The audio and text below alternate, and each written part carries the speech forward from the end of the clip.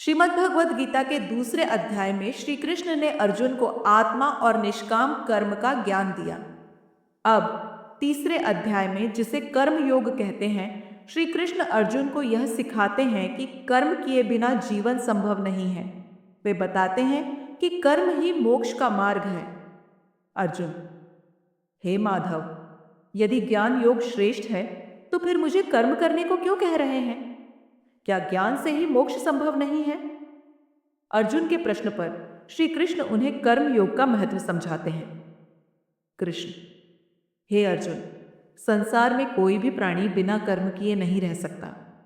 कर्म प्रकृति के गुणों के अनुसार स्वाभाविक रूप से होता है, परंतु जो व्यक्ति फल की आसक्ति त्याग कर अपने कर्तव्य को करता है वही श्रेष्ठ है। कृष्ण समझाते हैं कि हर व्यक्ति को अपने कर्तव्यों का पालन करना चाहिए, लेकिन फल की चिंता किए बिना। कृष्ण: तेरा कर्म पर अधिकार है, लेकिन उसके फलों पर नहीं।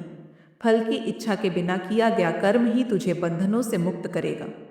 श्री कृष्ण अर्जुन को बताते हैं कि अपने कर्तव्यों से पीछे हटना अज्ञानता है। कर्म करना प्रत्येक मनुष्य का धर्म है।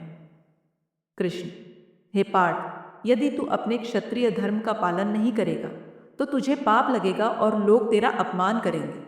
अपने कर्तव्य से पीछे हटना अधर्म है। अर्जुन: लेकिन हे केशव, क्या सभी कर्म बंधन का कारण नहीं बनते? कृष्ण: हे अर्जुन, जो व्यक्ति कर्म को भगवान के प्रति समर्पण करके करता है वह बंधन में नहीं बनता। जो व्यक्ति स्वयं को कर्म का कर्ता नहीं मानता और फल की आसक्ति से मुक्त होकर कर्म करता है वही सच्चा योगी है। कृष्ण: हे अर्जुन, यह संसार यज्ञ के आधार पर बना है। यज्ञ के लिए किए गए कर्म हमें ईश्वर से जोड़ते हैं। जो बिना यज्ञ के कर्म करता है वह पाप का भागी होता है। कृष्ण यह समझाते हैं कि यज्ञ यानी निस्वार्थ कर्म हमें भौतिक बंधनों से मुक्त कर सकता है। कृष्ण: हे अर्जुन, श्रेष्ठ पुरुष अपने आचरण से दूसरों को प्रेरित करते हैं। मैं भी जो कुछ करता हूँ संसार उसका अनुकरण करता है। यदि मैं कर्म करना छोड़ दूं तो संसार का संतुलन बिगड़ जाएगा। कृष्ण: हे अर्जुन, मोह को त्यागो और युद्ध करो। अपने कर्म को भगवान को समर्पित करो, इसी से तू पवित्र और मुक्त होगा। कृष्ण के इन शब्दों में कर्म की महिमा और उसका महत्व स्पष्ट होता है। कर्म से ही जीवन चलता है और संतुलन बना रहता है।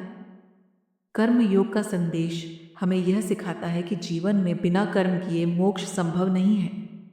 हर व्यक्ति को अपने कर्तव्यों का पालन करते हुए भगवान में विश्वास रखना चाहिए।